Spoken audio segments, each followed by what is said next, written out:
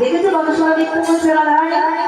এবার ভগবান শ্রীকৃষ্ণ বলছে শোনো নাই ধনী, আচ্ছা তোমার মতো নৃত্য করলে হবে না, যখন খেলতে যাবা নিজের মতো খেলা খেললে হয়, দেখবে যার যা কি করে নিজের শর্ত দেয়।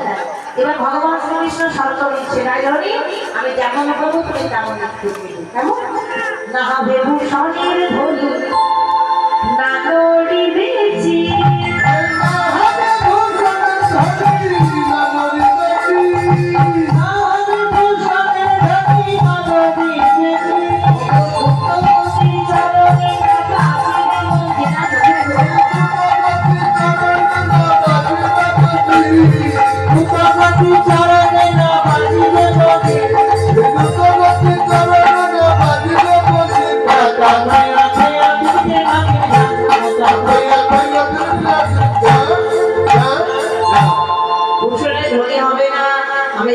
চরণের উপরে আওয়াজ হবে না, সবই তো উড়ে যাচ্ছে। শর্ত মানছে না রায়জনী।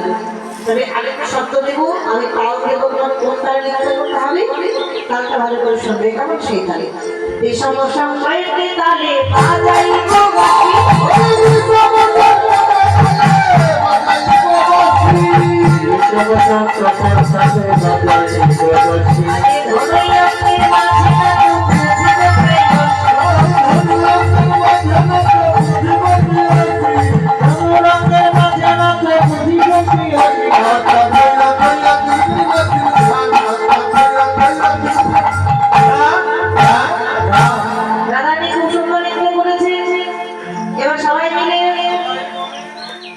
সবাই বলে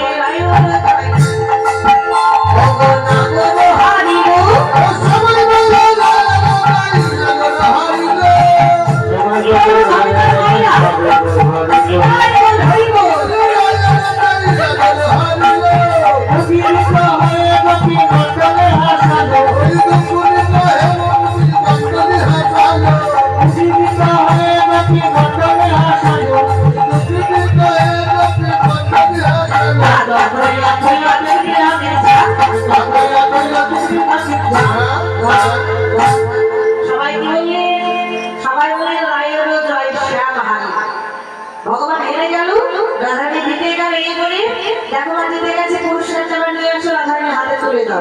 রাধারানী জিতে গেছে মানে কেন ভালো নৃত্য করেছে? আমাদের গোবিন্দ এখন নৃত্য করলেই না রাধারানী জিতে গেল? তাহলে ভগবান শ্রীকৃষ্ণ নৃত্য করতেই হবে না? দুই পক্ষ খেলা হলে তবে তো এক পক্ষ জেতে নাকি? আচ্ছা কৃষ্ণ নৃত্য করবে, বসো এখানে বসে।